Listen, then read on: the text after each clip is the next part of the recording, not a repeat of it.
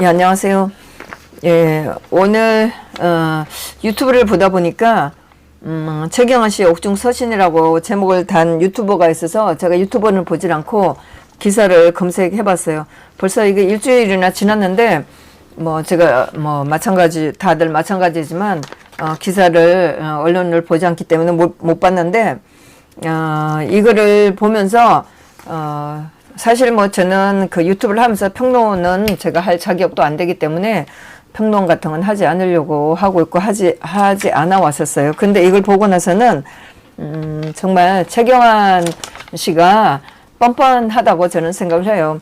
자기가 억울하다고 이렇게 옥중서신을 보냈는데 제가 최경환 씨의 재판은 들어가 보진 않았었어요. 일부러 들어가진 않았고 그런 것까지 제가 신경 쓸 필요도 없었었고 제가 이 사람을 친박의 대표라고 할 만한 사람이었잖아요.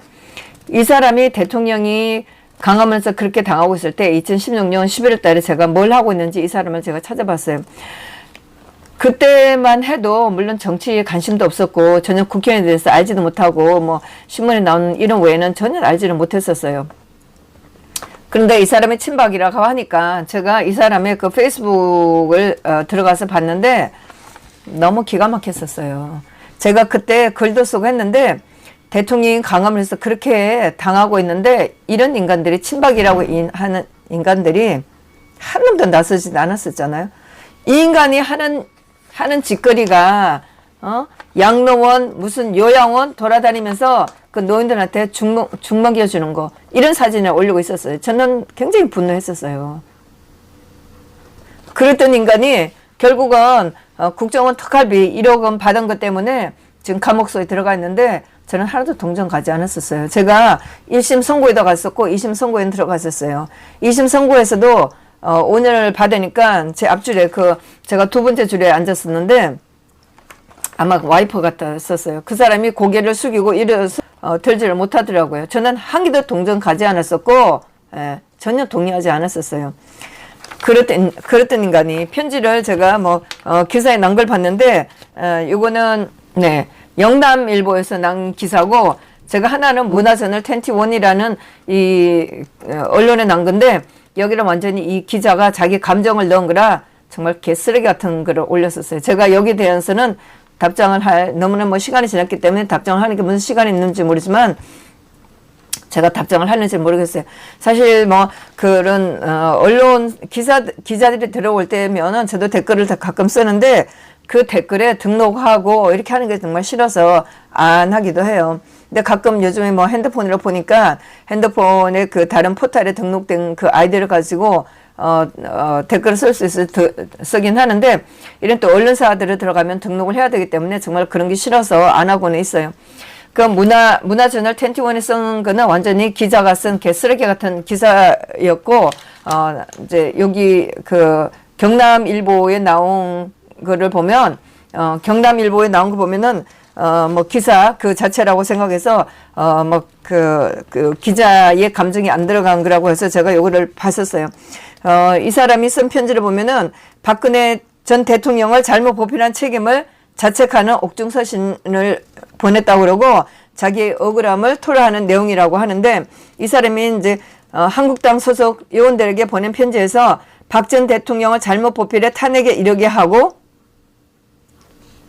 탄핵을 막아내지 못한 책임은 누구보다 저에게 크다. 여기까지는 제가 인정을 하겠고요.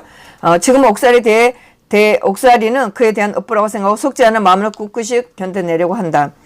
만일 정치적 희생양이 필요하다면 제가 기꺼이 자임하겠다. 당이 단합해 미래로 가는데 도움이 된다면 제게 침을 뱉어달라 기꺼이 받겠다. 이렇게 했고 국정원 예산을 봐주고 뇌물을 받은 적이 결코 없다. 국고손실죄는 자기가 받아들이겠지만 뇌물죄는 자기는 못 받아들인다. 국정원 예산이 어떻게 편성됐는지는 이번에 재판을 받으면서 알게 됐다. 그런데 어떻게 국정원 예산을 봐주고 뇌물을 받을 수 있겠나.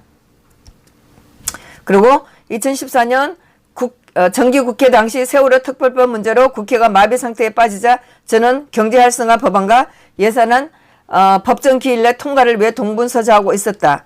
이런 저를 지원하기 위해 아마 이병호 국정원장이었을게요. 그래서 이병호 국정원장은 남재준 원장하고 다르게 이런 건 때문에 6개월을 더 받았어요. 이런 저를 지원하기 위해 국정원장이 국회 대책비를 쓰라며 안기다시피 1억 원을 보내왔고 이를 전액 국회 활동에 사용해 왔다. 예. 제가 된다면 국고 손실 등으로 처벌받는 것은 몰라도 뇌물죄는 아니라고 생각한다. 매년 1조 원 이상 사용된 특활비를 전부 조사한다면 얼마나 많은 사람이 처벌돼야 할지 모르는 일이다. 그러면서 이렇게 편지를 썼는데 이 사람의 편지에 박 대통령에 대한 얘기는 한마디도 없어요. 자기만 억울해요? 자기가 제대로 보필 못해서 지금 대통령 33년 받은 거 이거는 대통령이 억울하게 감옥 간 건 생각 안 해요? 자기만 억울해요? 아니 국회의원들이 미래로 무슨 자격이 있어서 미래로 가요? 예? 박 대통령의 억울함을 풀어주라? 박 대통령이 탄핵한 건 잘못됐다? 한마디도 없어요. 치밀이라 아니라 더 심한 것도 저는 뱉어요.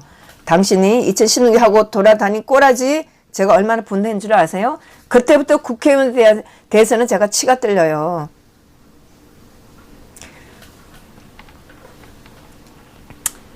(1억 원) 받은 거 물론 억울할 수 있겠죠. 왜? 예. 국회의원들에 대해서 왜 한마디도 안 하고 있어요? 국회의원들 그만 받으라는 얘기는 왜 안 하세요? 대통령이 그 특활비 받았다고 해서 6년 받은 건 어떡하고요? 항소심에서 5년 내려주면서 그걸 횡령죄로 한 것, 횡령을 공모했다는 거 이건 어떡하고요? 물론 알지도 못하겠지만 박 대통령이 억울하게 감옥 간 거는 생각 안 하시나요? 당신이 2016년에 어떻게 하고 돌아다니는 거 생각 안 해요? 그리고 지금 자한당에 있는 인간들이 어떻게 하고 있는 건 소식 못 들었나요? 이런 인간들을 위해서 무슨 미래로 가자고요? 아니 당신은 당만 중요해요? 국회의원들만 중요해요? 나라에 대해서는 중요하지 않아요? 지금 태극기 국민들이 2년 반 동안 뭐를 기대하는 것도 없어요. 미래에 대해서 무슨 보상이 있을 거라 하지도 않아요. 이런 사람들이 나와서 울부짖고 있는 거는 들어보지도 못했나요? 지금 얼마나 많은 사람들이 국회의원을 알지도 못하고 당신들은 국가의 녹을 먹고 살았잖아요. 지금 국민들은 다치고 고소당하고 벌금 내고 감옥수 가고 있어요. 뭐가 억울해요? 당신은요 감옥수 가고도 남아요. 당신뿐만 아니라 자한당에 있는 인간들 전부 다 감옥수 가도 우리는 하나도 동정하지 않아요. 제대로 알거나 감옥수 생활 하세요. 네? 박 대통령 32년 1년 깎였어요. 그래서 32년 받아서 대통령이 지금까지 억울하다 어쩌다 말한 적 있어요? 당신은요 5년도 부족해요. 네? 지금 국회의원들 전부 다 감옥수 가도 마땅해요. 당신은 대통령을 잘못 보필한 거 대통령을 탄핵시킨 거 보필할 뿐만 아니라 당신이 국회의원으로서 얼마나 엉터리로 살아왔는지 반성해야 돼요. 그리고 지금 자한당 국회의원들한테 이런 정도의 편지 가지고는 안 되죠. 아니 당신한테 침을 뱉어? 당신이 뭘 잘못했는지 제대로 알지도 못하는데 예? 자한당에 있는 국회의원들이 당신한테 침을 뱉을 것 같아요? 당신을 개무시할 거예요. 당신하고 엮일까봐 겁을 낼 거라고요. 정말 당신뿐만 아니고 예? 제가 재판장에서 본 많은 사람들 너무나 비겁했어요. 그리고 자한당에 있는 국회의원들 너무나 비겁해요. 한마디도 안 하고 있어요. 제가 4월 16일날 국회의원들한테 전화해서 15명하고 통화했을 때 정말 치가 떨렸어요. 이런 인간들을 국회의원들이 우리가 믿었어요? 이런 인간들이 국가를 위해서 일해줄 거라 믿었어요? 당신은 감옥에서 철저하게 느껴야 돼요. 그리고 앞으로 정치하지 마세요. 당신 같은 사람들이 국회의원 하지 않아도 이 나라 망가지지 않아요. 그리고 자한당의 비겁한 놈들 그런 거 없어도 이 나라 망가지지 않아요. 망해진다고 한들 지금보다 더 망하겠어요?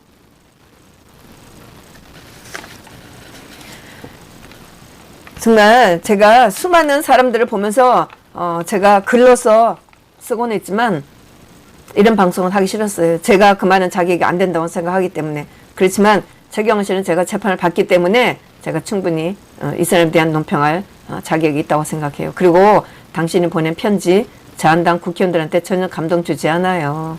네, 똑바로 알고 하세요. 네? 박 대통령에 대한 걱정을 눈곱만큼이라도 하세요.